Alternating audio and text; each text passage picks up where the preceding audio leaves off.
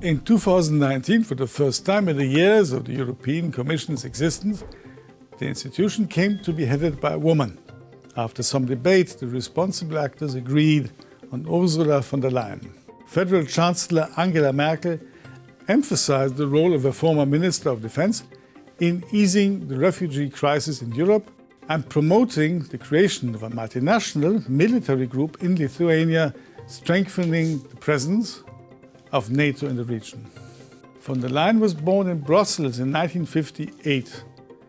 Her father, Ernst Albrecht, was Prime Minister of the federal state of Lower Saxony for 16 years. Her mother worked as a journalist, but after the birth of 7 children, she decided to give up her job. Ursula grew up surrounded by 5 brothers. Younger sister Benita Eva died at the age of 11. She studied economics at the London School of Economy and Medicine in Hanover. She worked as a gynecologist and taught at the Higher School of Medicine, where she earned a master's degree in public health. Von der Leyen started her political career relatively late. At 45, she was elected for the first time, initially, to the Parliament of Lower Saxony. Angela Merkel saw the potential of von der Leyen and appointed her head of the Ministry of Family. The new minister quickly became a national star by increasing the number of kindergartens and introducing paid parental leave for men.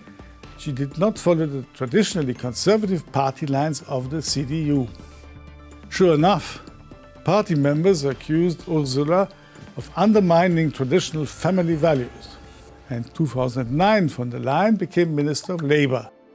She gave lodging to a Syrian asylum seeker in a home and called for reducing barriers for foreigners who want to work in Germany. She also lobbied for the introduction of gender quotas in the boards of directors of enterprises. In 2013, Ursula von der Leyen became the first woman to head the German Ministry of Defense. One of her first initiatives was to create kindergartens for military children to make the army attractive for young families. Von der Leyen lobbied for an increase in Germany's military budget. She worked to expand the cyber capabilities of the Bundeswehr, initiated changes to motivate women to build a military career. Ursula von der Leyen has her own idea of leadership. You don't need to pump up with testosterone to be successful in politics. When you're young, you can be impressed by such powerful rituals as raising the voice or knocking on the table. Over the years, you realize this is just a meaningless hype. Von der Leyen is convinced that women's leadership style is the style that should be expected by men as much as by women. I'm sure that men also become victims of stereotypes, that leadership requires rigidity and brutality. I've been very successful in politics for many years without shouting or rumble. Von der Leyen contends that at the beginning of her career, she often had to face sexism. She was sometimes called Supermom because she had 7 children, but then criticized.